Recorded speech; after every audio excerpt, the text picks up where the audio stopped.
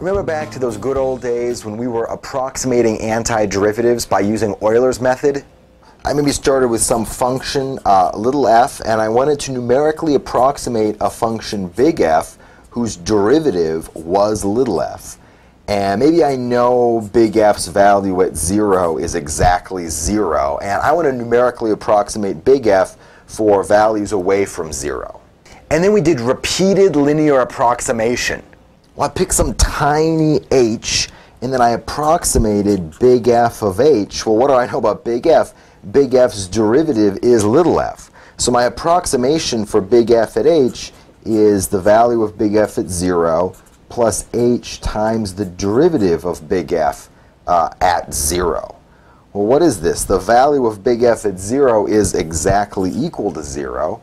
And I got plus h times, and the derivative of big F is little f. So times little f at 0. So I can use this as my approximation for big F at h.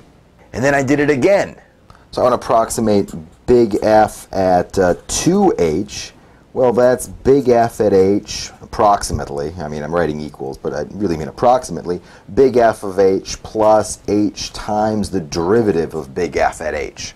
Right? I start at f of h, and I'm going to wiggle over by h, and the derivative is encoding, at least approximately, how much the output should change for a given input change. So this is what I get by doing another linear approximation. But now I've already got an approximation for big F at h. It's h times f of 0. So I'll use that for my value of big F at h times f of 0 plus h times, and I know f prime of h. I know big F's derivative is little f, so I can use that here. So this is just little f at h. So this is an approximation for big F at 2h. And then I did it a third time. So I mean, this is the method of Euler, right? I want to approximate big F at 3h. Well, that'll be big F at 2h plus how much I wiggled by, which is h, times the derivative of big F at 2h. And what do I know? Well, I've already got an approximation for big F at 2h. It's right here. So it's h times little f of 0 plus h times little f of h plus h times, and now what's my derivative of big F at 2h? Well, big F's derivative is little f, so I can use that here. This will be little f at 2h. And then I just keep on going. If I want to approximate big F at 10h, right, I'd just be repeating this process. It'll be h times f of 0 plus h times f of h plus h times f of 2h.